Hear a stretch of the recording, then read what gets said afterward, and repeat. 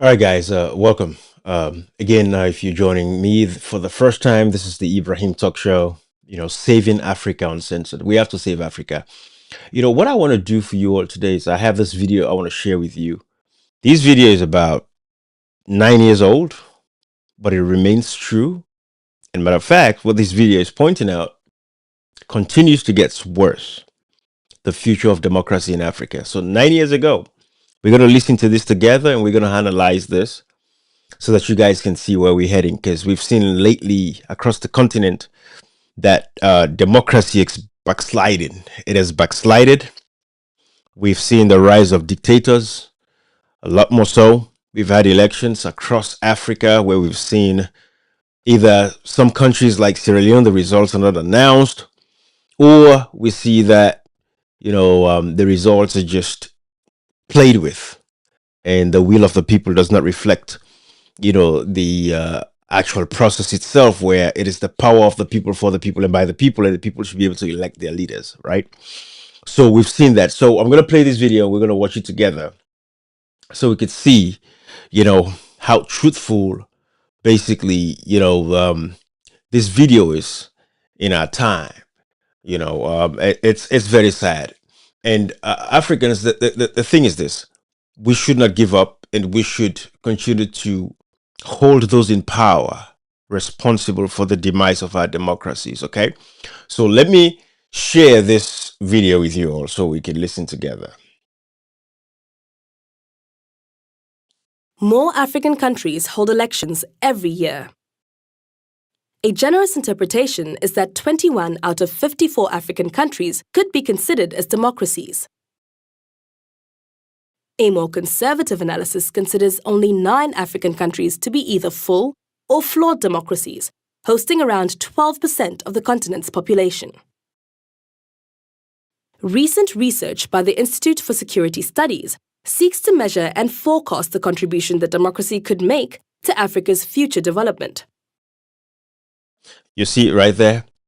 So they're going to break it down for us to see the contribution that democracy would make, proper democracy in itself, where it's the power of the people, for the people, and by the people. The contribution it would make to Africa. Let's listen to this. Currently, democracy in much of Africa is constrained from delivering on its development potential for 3 reasons. So basically, democracy right now, and this was 9 years ago, has not been able to deliver for the African people because of 3 reasons. And they're going to break down these 3 reasons. Let's see if it has changed. First, most African countries are poor, and we're not poor. Africa is not poor. But what they're actually saying is the fact that the resources, of course, is not there for the people to be able to do what, these politicians, government officials only share the resources to themselves. So the resources does not trickle down to the people. But Africa is not poor. Africa feeds the world. Africa takes care of the world. 90% of the mineral resources across the world is from Africa. So Africa is not poor. But however, I know what they mean. I know what they're trying to say as far as being poor. It's because the resources, the money that should finance, projects across Africa to make the lives of the people better, it just not translate. It's not there. We don't have it. It's all overseas. But let's continue to listen. Governance capacity, such as a capable civil service, required to translate change in executive leadership into service delivery. Second, the quality of electoral democracy is thin. Many countries host elections, but too often these are neither free nor fair. We've seen that. Again, this video was 9 years ago. And democracy has backslided even worse as it is now. This is what we had. This was 9 years ago. They hold elections in African countries. I can give you case after case. We have recently in Sierra Leone, as an example, where I'm from, we had an elections, and up until this point, we don't have the results of that elections. We don't have the results. Read my lips, that's what I said. We don't have the results in Sierra Leone. And the world is turning a blind eye to the situation in Sierra Leone. The Electoral Commission of Sierra Leone did not produce the results of the June 24th, 2023 elections. You can take me to court on this. You can take it to the bank with you, wherever you're watching this video from. Sierra Leone up until today. Currently, Julius Maada Bio is occupying the office of the presidency illegally. He is not elected. Unfortunately, the man who won the election is not a violent person. So he's not looking forward to bringing out the people in the streets to protest. It's been 2 years, 5 months, and we don't have the results of the elections in 2023. Yes, in Sierra Leone, we don't have it. Look at what happened in Tanzania recently. Look at what happened in Cameroon. Take a look at what happened in Mozambique. What happened in Madagascar. Across Africa. Across the world. We don't have the results. Let's listen to this. 4 African countries could be considered as democracies.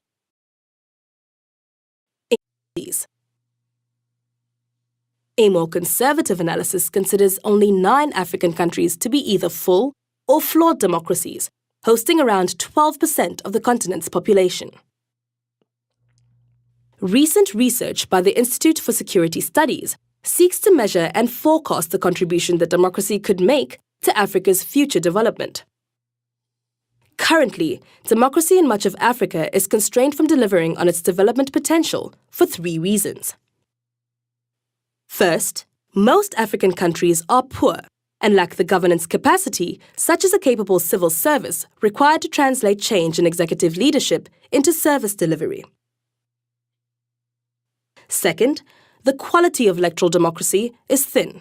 Many countries host elections, but too often these are neither free nor fair. Governing parties manipulate the process and outcomes. Finally, neo-patrimonialism, the informal system where patrons use state resources to secure loyalty, undermines electoral democracy in Africa. This frustrates the essence of open and competitive elections. Fact. Poor countries often experience Fact. These are the 3 reasons why Africa would never develop. And until we get it right, there are more reasons, but these are the fundamental reasons. First, we don't have a system where civil servants can actually deliver for the people, because the governments that are supposed to ensure that there is moral values within civil service sectors, within our institutions, don't have moral values themselves. And that translates to the 3rd reason that was provided. But the 2nd reason is that the elections are never free nor fair. And that is if you're lucky to even have elections, or if you're lucky enough to vote, be able to vote freely. They're not free, they're not fair. We've seen in Sierra Leone what they did to the opposition. The registration process was flawed. They made it very difficult and frustrating for the people to register to vote. They persevered, they voted in droves. However, the results was not announced. And of course, the 3rd reason is the patrimony, nepotism. I'm going to call it for what it is. Tribalism is what is destroying Africa. That is the problem that we have across Africa. So these problems, this video was done 9 years ago, and if these problems persist, they still continue. Let's listen. Poor countries often experience rapid economic growth. This is because they have young populations and cheap labor. With a strong governing party and visionary leadership, these countries could experience even faster growth.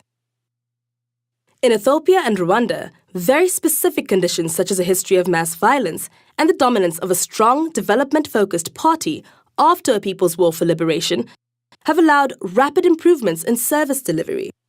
These kinds of states are the exception. However, most countries emerge from different conditions. The ISS forecast to 2070 quantifies the contribution that different levels of democracy would have on Africa's economic and human development.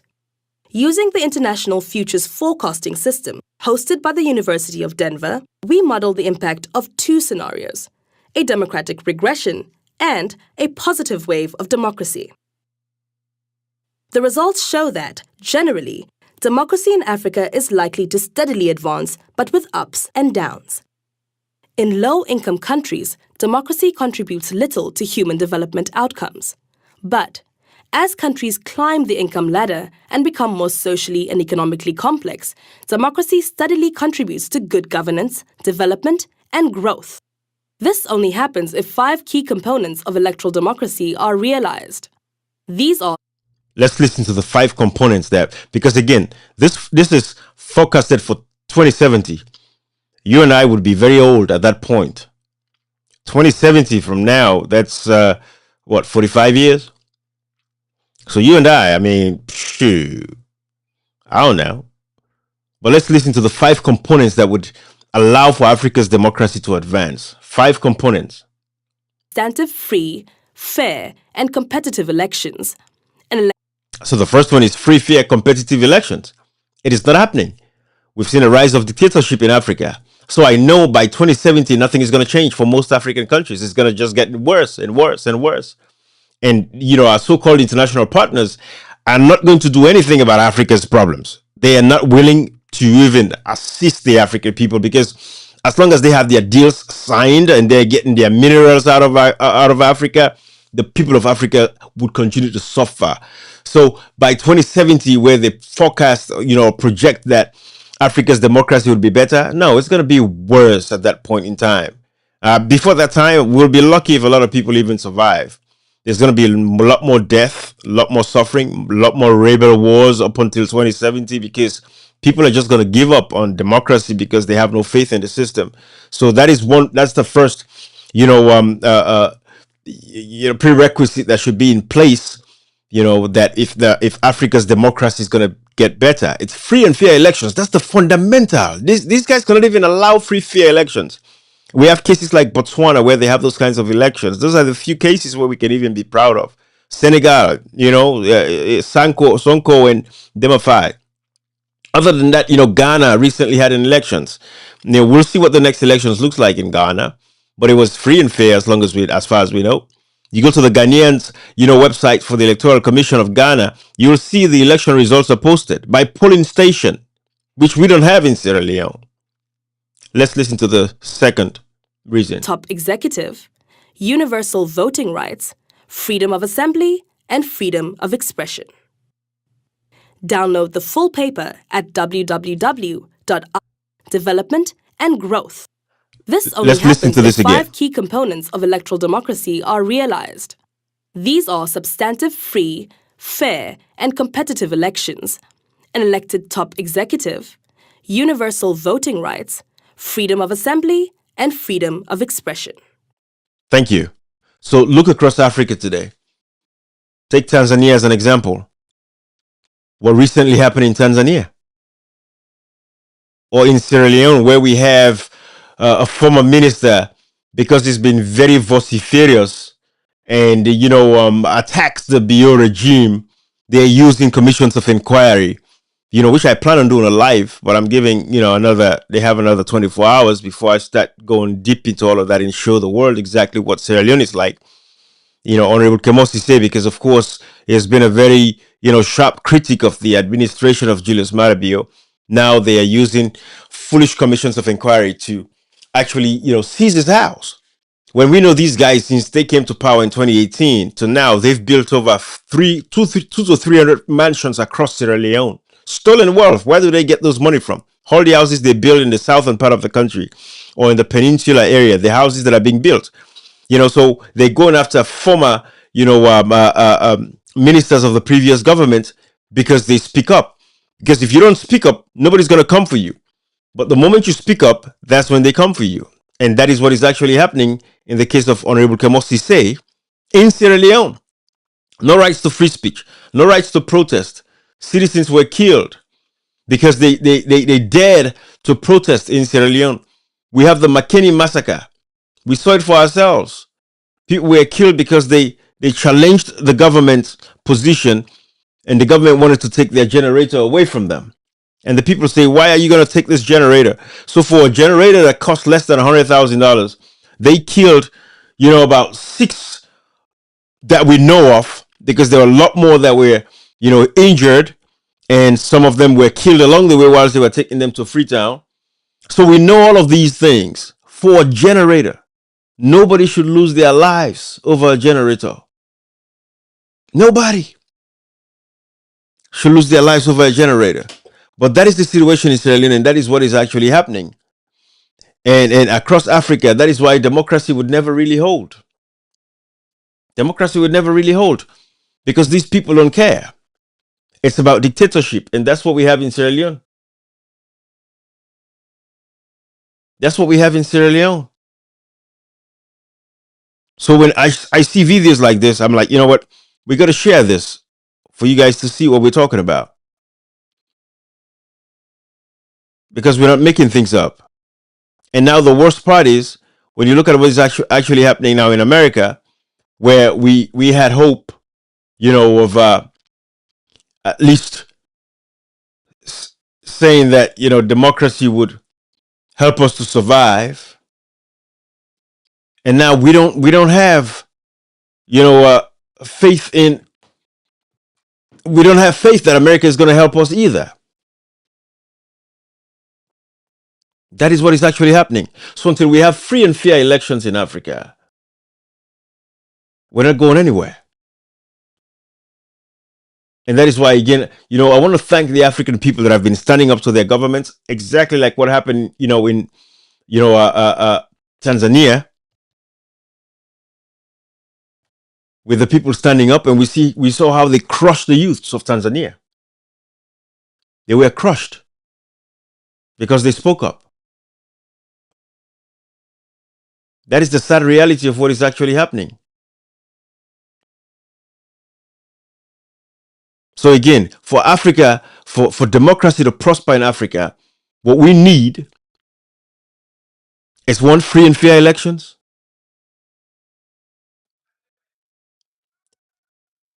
And when I say Sierra Leone, I want to give you guys an example of what I'm talking about. When I say the minister, currently his house is being seized because he's a strong critic of the Biya regime. No rights to free speech, no rights to protest. Nobody can say anything. This is prevalent across Africa. And this was the former minister, Honorable Ibrahim Kemosi, said, like I said, this is just a little gist for now. This was one of the videos that he did that upsets the Biya regime. Because he's speaking the facts. He's not making anything up. He's not lying about who Julius Maada Bio is. So this is one of those videos, and I'm going to play it for you guys so you guys can see what I'm talking about. But this is the reality. So until Africa, we come to terms with what we need to be able to have the kind of democracy that we need, we're not going anywhere. Until there's tolerance, rights to free speech, allow people to speak up, nothing is going to change. That is the reality of what is happening.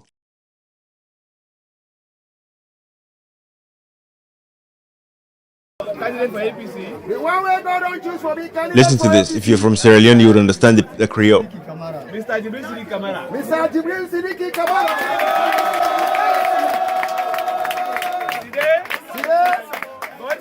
God say, not to James C. Kamara. Not to James C. Kamara. Not to James C. Kamara. Today, God say, not to the one who is a popular Alaji. Not to the one who will be say a popular Alaji. What did I tell them?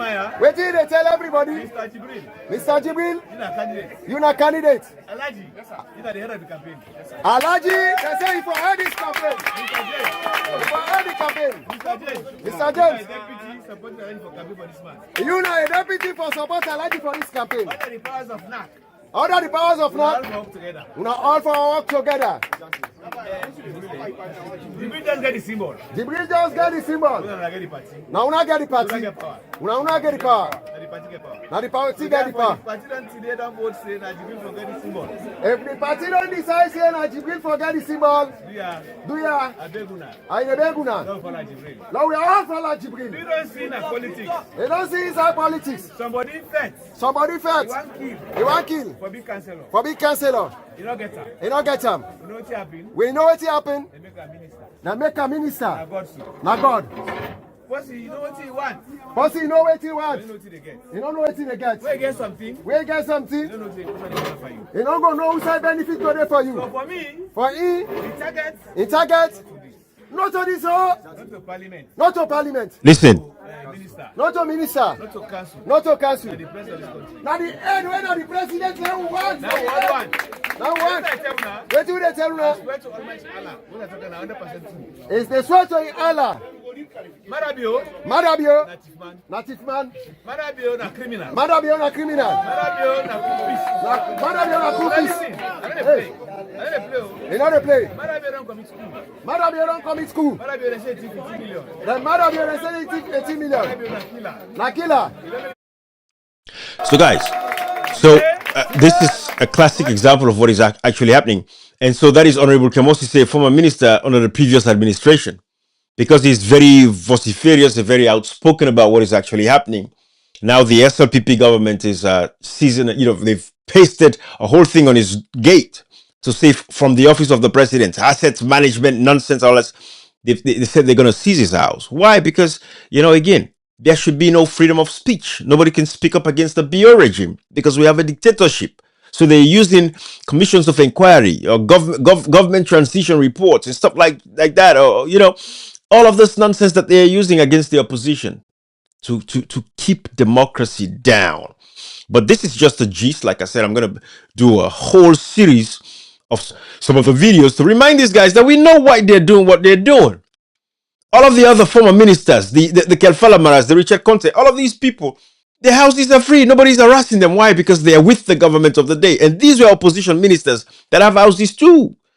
So the people of Sierra Leone are seeing this. Sierra Leone is backsliding. This is going to lead us down the path of another rebellion or rebel war where people are capable enough, just as the terrorists that we have as a government think they are capable of causing harm and destruction to the people.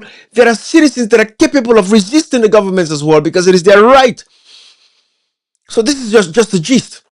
But I wanted to share with you guys so you can see exactly what democracy looks like, in Africa at this point in time and how, the people of Africa are struggling. But these videos that I just played for you guys, it's 9 years old, but everything stays true.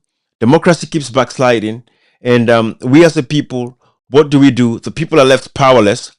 Civil society organizations of all kinds are no longer with the people. The people are by themselves. So there's no leadership for the people to stand up and defend their democracies. That is the sad reality of what is actually happening, guys. It's a sad reality. So, we're going to keep doing what we could.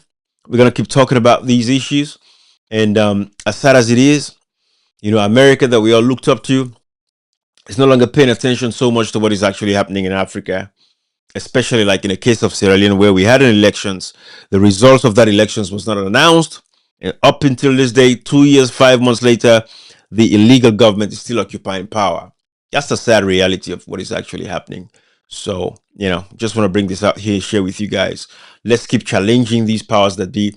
Let's keep speaking up against them. Let's keep making noise because that's the only way. Let's keep shaming them because that's the only language they would hear. But at some point, something has to be done to restore this democracy again. And the reason why I say that, we've seen across Africa, going back to the 90s, we had a lot of military leaders across Africa. But then the people of Africa got tired and said, you know what? We're done with the military regimes. We want to have a democracy back. We want to have civilians in charge. The people voted, they had elections, and the civilians came to power. Late 90s to 2000s. But what have we seen now? We've seen again, we're going back. The people of Africa today, in majority of the African countries, what they really want to see is, military leaders again coming back to power and taking over. The problem with the African people, it forgets too quick. That's all it is. But in Africa, across Africa today, the people believe that military regimes are way, way better. They prefer military coups to the constitutional coups that are currently ongoing. Because these guys are cloaking themselves in the name of democracy and they are occupying power illegally, unconstitutionally, against the will of the people, taking advantage of the people. So the people would rather have military officers take over again, just like we did in the 80s and the early 90s. You're talking about the John Jerry Rawlings, you're talking about the Ibrahim Babagiras, you're talking about the Yahya Jammehs, you're talking about the Julius Maada Bio, who is currently illegally occupying office in Sierra Leone. These guys came and overthrew Joseph Saidu Momoh in 1992. So they were all part of the wave The people stood with them. The people stood by their side because the people were fed up with the same civilian rule. They felt like nothing really changed in their lives. So they want to see military leadership. And that's what you see today in Burkina Faso with Ibrahim Traoré.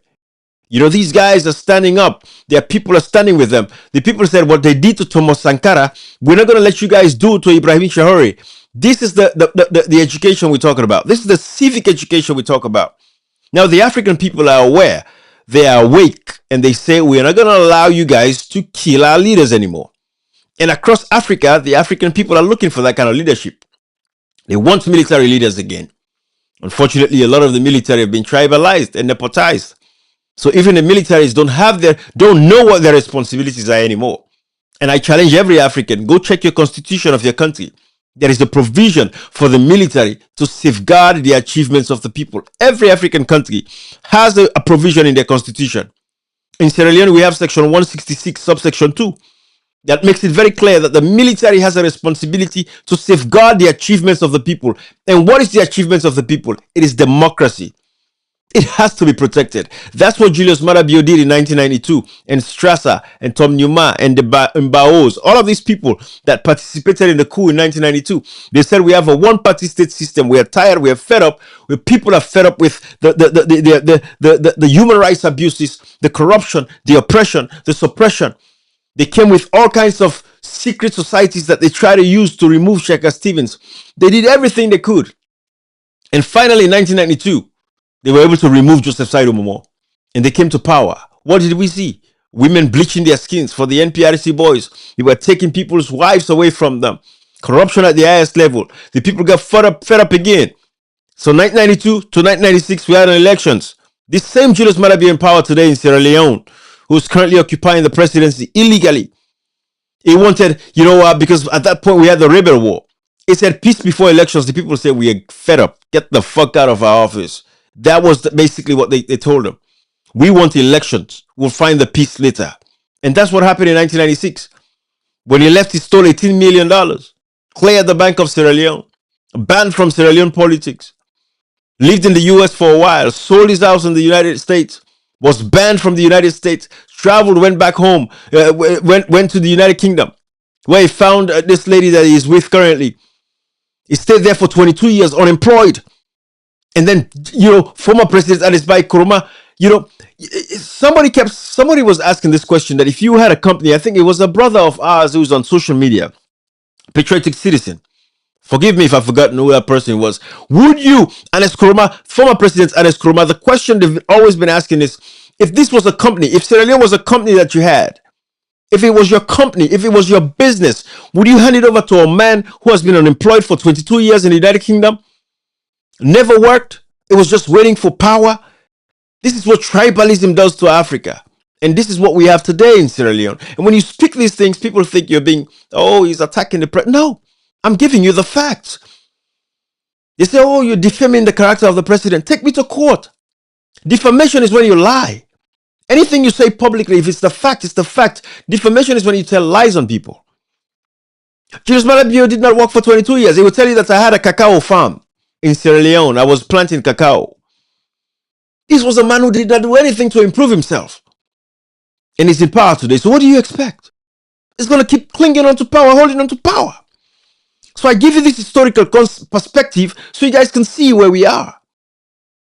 Now, this man was kicked out in 1996. He came out to Sierra Leone, contested for elections. And it's by Nkrumah allowed this man to violently make his way through the SLPP, kicked out the executive of the SLPP, violently attacked security guards. A security guard killed another security guard of John Benjamin. The chairman of the party at the time, his Honorable Pasuma Okapen, was locked up in his car, taken advantage of. Almost wanted to get killed. These guys wanted to kill him as the chairman of the SLPP party at the time. Julius Maada Bio came with the Pahupa mentality. He said everything is either my way or the highway. We saw all of that.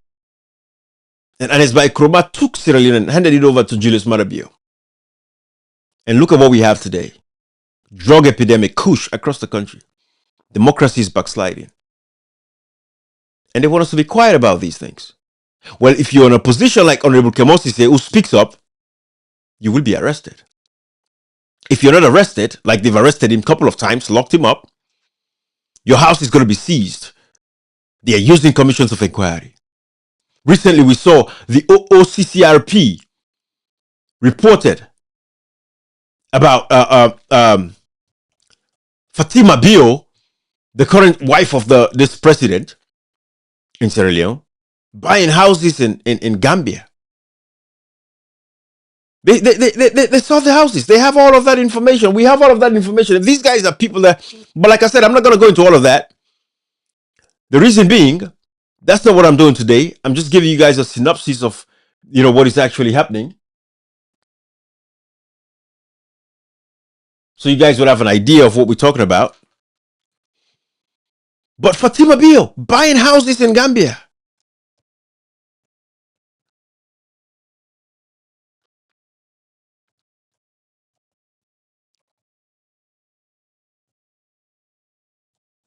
Let me pull that up real quick for you guys. They think we've forgotten. And they're going after people like Honorable Kamosi say. We've not forgotten. We have all of these evidences. And this is why they continue to hold on to power. This is the First Lady of Sierra Leone. This was the report done by OCCRP. Sierra Leone First Lady dodges questions on Gambia property. Multiple of these kinds of stories. Look at it right here. After Sierra Leone's president took office, his wife and her family went real estate shopping. And now they're seizing the house of Honorable Kamosi because he's speaking up against the SLPP regime. Come on, guys. We're seeing these things. But like I said, I have another 24 hours, and I'm going to do a thorough live on that whole issue. Bring into perspective the GTC report and all that nonsense. The commissions of inquiry and all that nonsense. And now they are picking and choosing who the commissions of inquiry would be applied to. If you're quiet, you shut up like a docile dog, you're in the opposition and you don't say anything against the freaking Marabia regime, you are free. But if you say anything against them, that is when the commissions of inquiry work. Look at this. First Lady of Sierra Leone, shopping, OCCRP. Thanks to Joseph Skridlik and the team out there. They did all of this. All the houses that she bought in Gambia. We're going to seize those houses too. It's only a matter of time, no matter how long it takes. The houses that these guys have built in Sierra Leone since 2018 would be taken away from them too. It's a matter of time. I know we're going to have a savior. And when that savior comes in Sierra Leone, all of this foolishness is going to be over. We want a savior. We're waiting on a savior. And something is going to happen by the grace of the Lord Almighty. Amen and amina. But we need people that would free the citizens of Sierra Leone from this bondage that they are in today. From the drug epidemic, from the prostitution rates, the rise of prostitution in that country, the poverty levels, the untimely death of our citizens. Somebody's going to free us. Oh, yeah. I'll leave it here, guys. Have a good evening. Bye-bye, everybody. Thank you for staying with me, okay? All right.